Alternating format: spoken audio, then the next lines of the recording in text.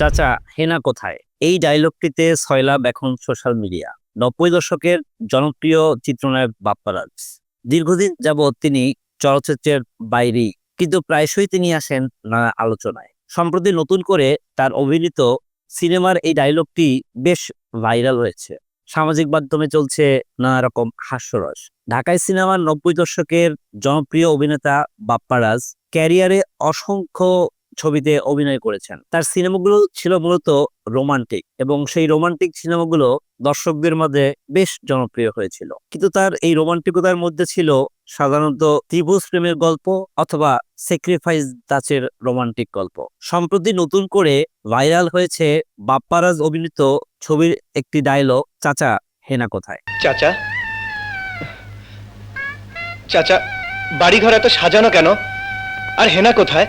সামাজিক মাধ্যমে এই সংলাপ এখন অনেকেই কেউ কারো কমেন্টে, কেউ কারো ইনবক্সে, বিভিন্ন ফেসবুক পেজে অথবা ইউটিউবে কন্টেন্ট আকারে ছাড়ছেন এবং বেশ জনপ্রিয়তাও পাচ্ছেন। হঠাৎ করেই কেন সবাই এই ডায়লগ নিয়ে বুঝেছেন? আসুন তার কিছু ধারণা পেতে চেষ্টা করি। ১৯৯৩ সালে মুক্তিপ্রাপ্ত প্রেমের সমাধি ছবির হেনার দৃশ্যটি নতুন করে এখন সবার সামনে চলে এসেছে। সিনেমাটিতে বাপ্পারাজ ও শাবনাজ প্রধান দুটি চরিত্রে অভিনয় করেছেন। সিনেমার এক পর্যায়ে নায়ক বকুল দীর্ঘদিন পর তার প্রেমিকা হেনার বাড়িতে আসেন এবং দেখতে পান হেনার বাড়িঘর বেশ সাজানো। তিনি তখন হেনার বাবাকে প্রশ্ন করেন, চাচা বাড়িঘর এত সাজানো গোছানো কেন? চাচা হেনা কোথায়? জবাবে চাচা বলেন, তুমি হেনাকে ভুলে যাও, হেনার বিয়ে হয়ে গেছে। হেনাকে তুমি ভুলে যাও।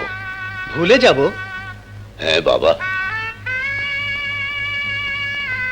হেনার বিয়ে হয়ে গেছে।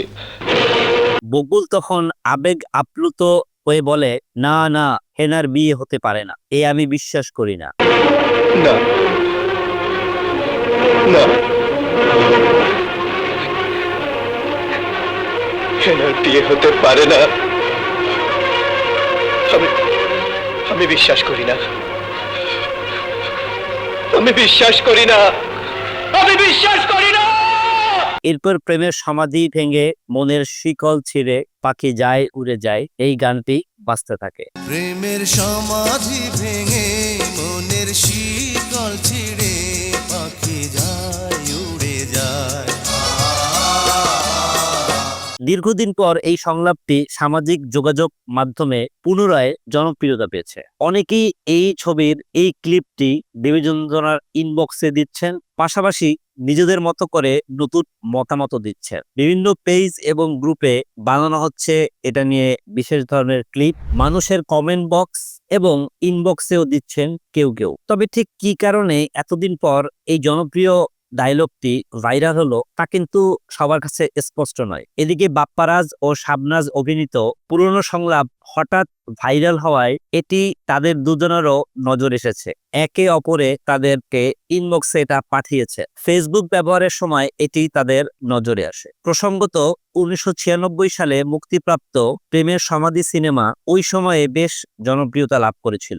একই সাথে সাথে নায়ক বাপ্পারাজ এবং শাবনাজও পান বেশ জনপ্রিয়তা। এই সিনেমার অন্যান্য চরিত্রে অভিনয় করেছেন অমিত হাসান, আনোয়ার হোসেন, দিলদার, গাঙ্গুয়া প্রমুখ। ২৯ বছর আগে মুক্তিপ্রাপ্ত প্রেমের সমাধি ছবির চিত্রনাট্য ও সংলাপ লিখেছিলেন দেলোয়ার জাহান জন্টু। মূলত এই ডায়লগের পিছনে রয়েছে প্রেমিকার বিয়ে হলে প্রেমিক যে কষ্ট পায়, যে ধরনের আবেগ প্রকাশ করে, সেটারই বহিঃপ্রকাশ। আজকের নেটিজেনরা কি নিয়ে যে এত হাস্যরসে মেতে উঠেছেন সেটা আসলেই একটা রহস্য। ধন্যবাদ।